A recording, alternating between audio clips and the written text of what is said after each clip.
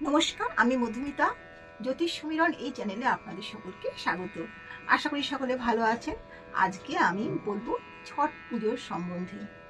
এবারে 2025 সালের ছট পুজো শুরু হচ্ছে 25 তারিখে। 25, 26, 27, 28 এই 4 দিন ধরে ছট পুজো হয়। অনেকে আবার শেষ দিনটা করেন, অর্থাৎ ভোরবেলায় উঠে সূর্যার্ঘ্য দিয়ে তবে এই ব্রত করেন। ছট পুজো কথাটা এসছে ষষ্ঠী থেকে। ছট পুজো কার পুজো? এটা হচ্ছে সূর্য দেবতার পুজো। এটি অত্যন্ত পবিত্র পুজো। এই সূর্য পুজো কিন্তু আজকে নয়, আদি অনন্তকাল ধরে এই পুজো চলে আসছে। দাপরেও এই পুজোর প্রচলন দেখা যায়, ত্রেতা যুগেও এই প্রচলন দেখা যায়। এই সূর্য পুজো করা হয় প্রধানত কৃতজ্ঞতা স্বরূপ। মানে সূর্যের আলোয় আমরা বেঁচে আছি, সূর্যের জন্য বেঁচে আছি, সূর্যের আশীর্বাদে বেঁচে আছি, এর জন্য তাকে কৃতজ্ঞতা জানিয়ে এবং তারপর যেন মনোবাসনা পূরণ হয় সেই ইচ্ছে জানিয়েও কিন্তু এই ব্রত পালন করা হয়। এখানে বিশেষ করে স্ত্রীলোকেরা লাল পাড় শাড়ি পরে এই পুজো করেন, তবে হ্যাঁ, পুরুষেরাও করেন, তবে বেশিরভাগ ক্ষেত্রেই এখানে স্ত্রীলোকেরাই বাড়ির মঙ্গল কামনায় পুজো করে থাকেন। এটা উত্তরপ্রদেশ, বিহার, ওয়েস্ট বেঙ্গল ছাড়াও বেশ কিছু জায়গায় এই পুজোর চল। এখানে বৈশিষ্ট্য হচ্ছে মূর্তিতে পুজো করা হয় না, পুজো করা হয় জলে। কেউ নদীতে করে, কেউ অনেকে পুকুরেও করে। শুধু সূর্যের পুজো নয়, সূর্যের স্ত্রীর পুজো করা হয়, অর্থাৎ মাইয়া, তার পুজো করা হয়। এখানে অর্ঘ্য প্রধানত ঠেকুয়া দেওয়া হয়, একটা স্পেশাল ধরনের মিষ্টি, বাড়িতেই তৈরি করা মিষ্টি বলুন বা একটা ভাজা টাইপের একটা।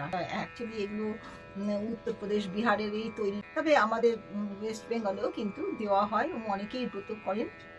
এই সূর্য যখন উদয় হন তখন এই অর্ঘ্য দেওয়া হয় সূর্যকে এবং তার স্ত্রীকে, বিশেষ করে ঠেকুয়াটা দেওয়া হয়। এই ছট পুজোয় যে 4 দিন হয়, তার প্রথম দিন হয় নাহা খাই। আসলে নাহা মানে স্নান, আর খাই মানে খাওয়া। প্রথম দিনটা নাওয়া এবং খাওয়া এই দুটো হয়। এই প্রথম দিন পূজার স্থল মানে যেখানে পুজো করা হবে এবং ঘর দোর সব পরিষ্কার পরিচ্ছন্ন করে নেওয়া হয়। তারপর স্নান টান করা হয়, তারপর সামান্য কিছু বিশেষ বিশেষ খাবার দেওয়া হয় বা খাওয়া হয়। সেটা হলো ভাত, ডাল, লাউ, ছোলা ইত্যাদি, অবশ্যই নিরামিষ।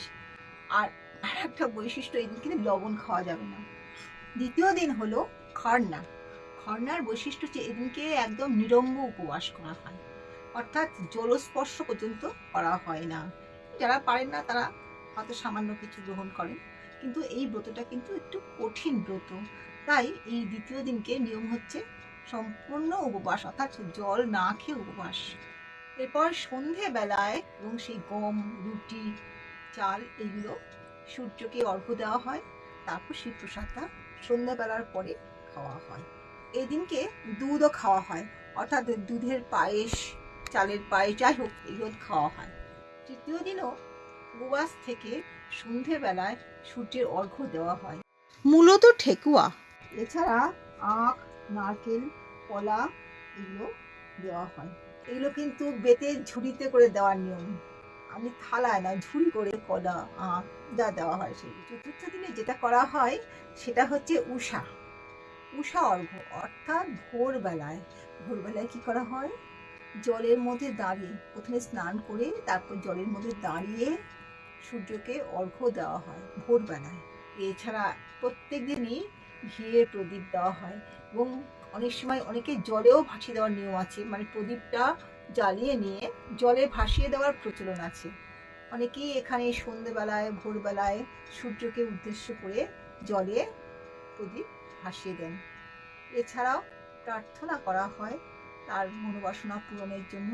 প্রথম দিন থেকে শুরু করে শেষ দিন পর্যন্ত কিন্তু সূর্যের অর্ঘ্য দেওয়া হয়, যেমন সন্ধ্যেবেলা, সকালবেলা সূর্য অর্ঘ্য দেওয়া হয়, অর্ঘ্যের মন্ত্র দেওয়া আছে।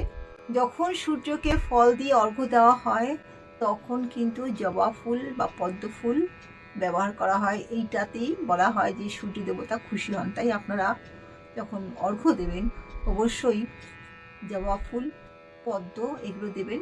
যদি অসুবিধা হয় তখন তার বদলে গাঁদা ফুল দেবেন এবং রক্তচন্দন ব্যবহার করবেন। এই সূর্য যখন উদয় হন তখন এই অর্ঘ্য দেওয়া হয় সূর্যকে এবং তার স্ত্রীকে। মূলত ঠেকুয়া।